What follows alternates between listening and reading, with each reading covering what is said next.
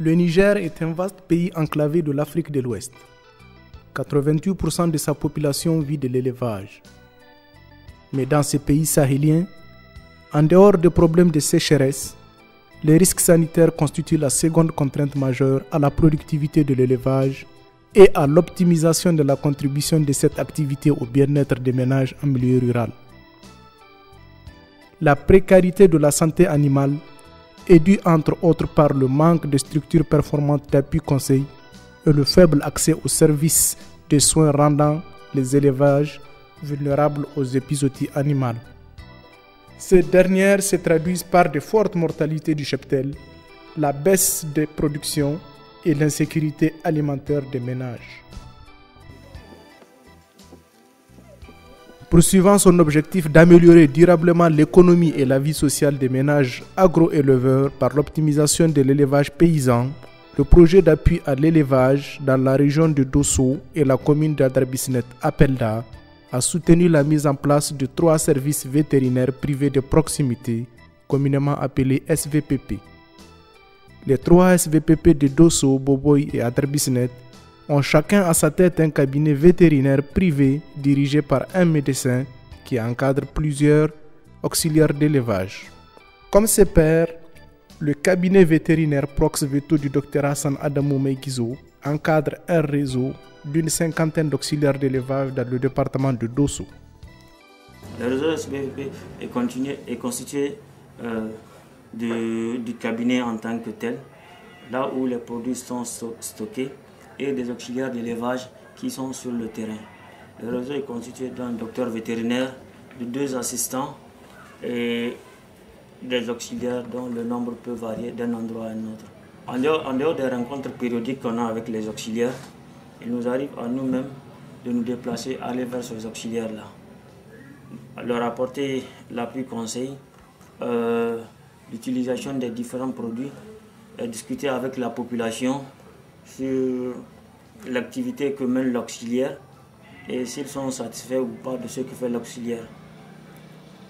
Et en dehors de ça, il y a aussi le projet Apelda qui nous appuie, qui de temps en temps aussi va vers ses auxiliaires pour voir ce qui se passe réellement sur le terrain.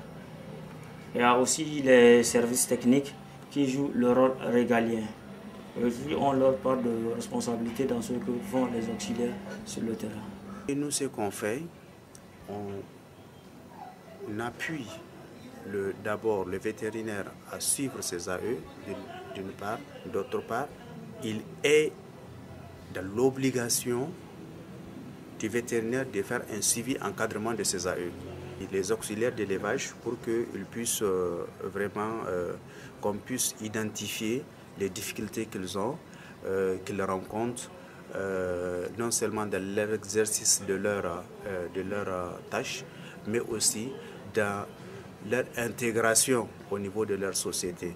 Donc s'ils ont des difficultés par rapport à leur activité, là, ce qu'on procède, c'est au renforcement des capacités. Les auxiliaires permettent d'étendre les actions du cabinet et de rapprocher les soins de qualité des éleveurs. Les auxiliaires sont ici des communautés, ce qui leur confère l'ancrage et la reconnaissance sociale indispensable à la pérennisation des activités.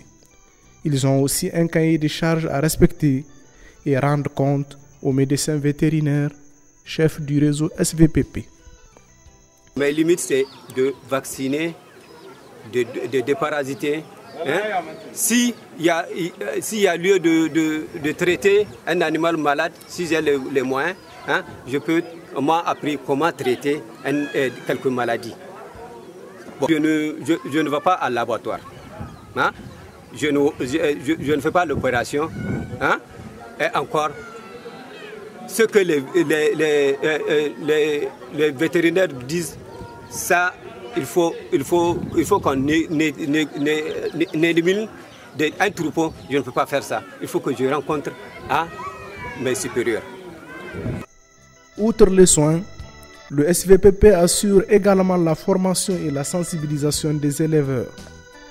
Avec les associations d'éleveurs, les services techniques déconcentrés, les élus communaux et les chefs traditionnels, tous les moyens sont déployés pour toucher un maximum d'hommes et de femmes. Un accent particulier est mis sur le renforcement des capacités et la sensibilisation de ces auxiliaires d'élevage, véritables moteurs du développement de l'élevage local. Selon les initiateurs de ce concept, le SVPP s'appuie sur 5 principes.